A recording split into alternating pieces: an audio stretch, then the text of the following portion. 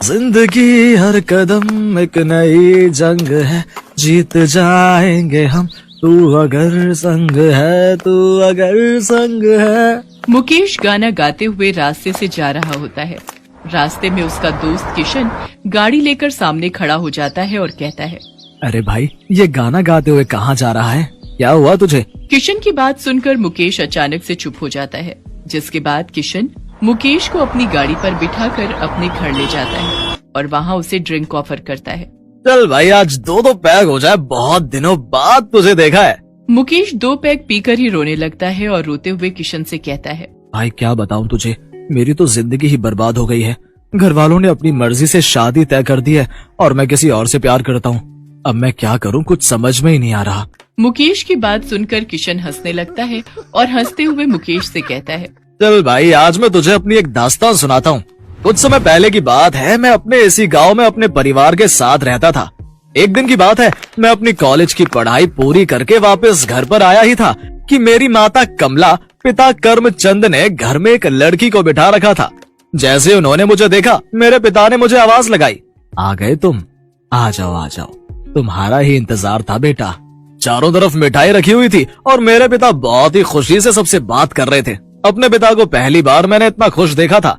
उनको खुश देखकर मैं भी बहुत खुश हुआ। लेकिन तभी मेरी माँ ने मुझसे कहा, बेटा ये ऋतु है और आज ही तुम दोनों की शादी है। ये सुनते ही मेरे रोंगटे खड़े हो गए और मैं हैरान रह गया। तभी मैंने अपनी माँ से कहा, माँ ये आप कैसी बात कर रही हो? अभी मेरी शादी की उम्र थोड़ी है और फिर एक अनजान लड़की से मैं शादी कैसे कर लूँ? देखो बेटा, तुझे तो हमारे हालात पता ही हैं। ये लड़की कोई मामूली लड़की नहीं, बल्कि हमारे गांव के मुखिया की बेटी है। इससे शादी करके तुम्हें बहुत दहेज मिलेगा। खूब सारे गहने, दहेज का पूरा सामान और पूरे 7 लाख कैश में मिलेंगे। तुम्हारे आगे की पढ़ाई के लिए वो पैसे बहुत काम आएंगे। उस समय मुझे कुछ समझ नहीं आया, मानो मेरी आंखों के आगे अंधेरा छा गया हो। और अपनी माँ और पिता के कहने पर मैंने उस लड़की से शादी कर ली। शादी के बाद मैंने ऋतु को अपने कमरे में देखा तो मैं दंग रह गया। वो बिल्कुल गांव की लड़की थी और उसमें बचपना कूट कूट के भरा हुआ था। उस समय मैं अपने मन में सोच रहा था, हे भगवान, ये तूने मुझे किस लड़की के साथ बांध दिया है? मैं अपनी पूरी जिंदगी इस लड़की के साथ कैसे बिताऊंगा? आप इतनी दूर क्यों खड़े हो? यहाँ मेरे पास आओ ना। उसकी बातें सुनकर तो मैं वहां से भाग गया। उसके बाद मैं उसे कई दिनों तक नजरअंदाज करता रहा। इसके बाद मेरे पिता ने मुझे आगे की पढ़ाई के लिए शहर भेज दिया। शहर जाकर तो जैसे मेरी जिंदगी बदल गई। अपनी पढ़ाई पूरी करने के बाद मुझे बहुत अच्छी नौकरी भी मिल गई। वहां जाकर मैं एक किंजल नाम की लड़की से मिला। वो देखने में बेहद ही खूबसूरत थी। मैं भी उसकी खूबसूरती का दीवाना हो गया। मैं मन ही मन उससे प्यार करने लगा और वो भी कहीं ना कहीं मुझे चाहने लगी थी। एक दिन वो मेरे पास आई और मुझसे कहने लगी, Kishan, I love you, do you love me? Kinjal की बात सुनकर मेरे मन में लड्डू फूट रहे थे और मैंने झट से उससे कहा, हाँ किंजल, मैं भी तुम्हें बहुत पसंद करता हूँ, आई लव यू टू। हम दोनों ही एक दूसरे से शादी करना चाहते थे और कुछ दिनों बाद हम दोनों ने शादी कर ली। लेकिन मैंने किंजल के बारे में ऋतु को कभी नहीं बताया, क्योंकि मैं किंजल को खोने से डरता था। सब कुछ अच्छा ही चल रहा था। ऋतु गांव में माता पिता के पास रहती थी और किंजल शहर में मेरे साथ। मुझे लगा अब ऐसे ही सब कुछ ठीक चलता रहेगा। लेकिन एक दिन अचानक ऋतु शहर में मेरे घर आ गई। दरवाजा किंजल ने खोला, तभी ऋतु ने उससे कहा, अरे आप कौन हो? ये घर तो मेरे पति का है, क्या आप उन्हें बुला देंगी? देखिए मैडम, आपको जरूर कोई गलत फहमी हुई है। इस फ्लैट में तो मैं अपने पति के साथ रहती हूँ। आप शायद गलत एड्रेस पर आ गई हैं। जैसे ऋतु ने मुझे किंजल के साथ देखा, वो सारा माजरा समझ गई। इसके बाद वो बिना कुछ कहे वहां से चली गई। मुझे इस बात का डर लग रहा था कि वो कहीं जाकर मेरे माता पिता को सारी सच्चाई न बता दे। लेकिन ऋतु ने ऐसा कुछ नहीं किया। वो शहर में ही रहकर एक बूढ़ी औरत के घर काम करने लगी। मैं उस समय थोड़ा मतलबी बन गया और मैंने ऋतु को फिर से इग्नोर किया। लेकिन इसके बाद मेरी किस्मत ही बदल गई। मेरी नौकरी छूट गई और मेरे पास कुछ भी नहीं बचा था।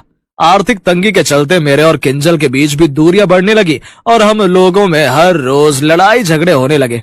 ऐसा कब तक चलता रहेगा किशन? हमारे घर में राशन पानी सब खत्म हो चुका है और तुम हो कि दूसरी नौकरी ढूंढ ही नहीं पा रहे हो। अब हम क्या खाएंगे? उस दिन मैं बहुत लाचार हो गया था। मुझे कुछ समझ नहीं आ रहा था कि मैं क्या करूं। घर से निकलकर जैसे ही मैं कुछ दूर पहुंचा, मैंने देखा एक मंदिर के बाहर लाइन लगी हुई थी। मेरे पूछने पर किसी ने बताया कि यहाँ कुछ अमीर लोग खाना बांट रहे हैं। मैं भी उस लाइन में जाकर लग गया।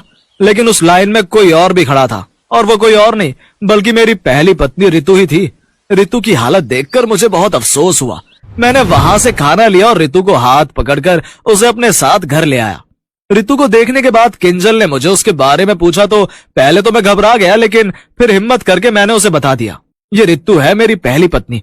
मेरे माता पिता ने हमारी शादी करवाई थी, लेकिन जब मैं शहर आया तब मुझे तुमसे प्यार हो गया और मैं तुम्हें खोना नहीं चाहता था, इसलिए मैंने रितु के बारे में तुम्हें कभी कुछ नहीं बताया।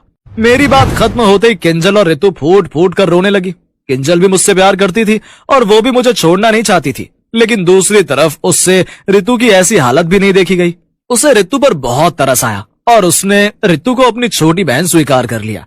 उस वक्त मैं गरीब जरूर था, लेकिन मेरे घर में बहुत सी खुशियां थी और तभी मेरे पास एक फोन आया। किशन जी मुबारक हो, आपका हमारी मल्टीनेशनल कंपनी में सिलेक्शन हो गया है और आप कल से ही नौकरी पर आ सकते हैं। उस फोन कॉल के बाद तो जैसे मानो मेरी किस्मत फिर से बदल गई और मैं शहर में ही एक अच्छा सा फ्लैट लेकर अपनी दोनों पत्नियों के साथ रहने लगा। लेकिन एक दिन जब मैं ऑफिस से वापस आ रहा था तब मैंने एक बहुत ही गरीब लड़की को रेड लाइट पर भीख मांगते देखा। जैसे ही वो मेरे पास आई उसने मुझसे कहा, साहब बहुत दिनों से कुछ नहीं खाया है और मेरा बच्चा भी 2 दिन से भूखा है, हमें कुछ पैसे दे दो। उसकी हालत देखकर मुझे उस पर तरस आ गया और मैं उसे अपने साथ घर ले आया। आज से तुम इसी घर में रहोगी और घर के सारे काम काज करोगी। तुम्हें समय पर खाना भी मिलेगा और पहनने के लिए कपड़े भी, और तुम्हारे बच्चे की देखभाल भी मैं करूंगा। उस समय मुझे जो सही लगा मैंने वही किया। रितु और किंजल ने भी मेरा साथ दिया और उसके बाद मैं गरीब से अमीर होता चला गया। मेरी जिंदगी बहुत दुख भरी थी, लेकिन मेरी दोनों पत्नियों ने मेरे साथ दिया और आज मैं जो भी हूँ अपनी दोनों पत्नियों की ही बदौलत हूँ।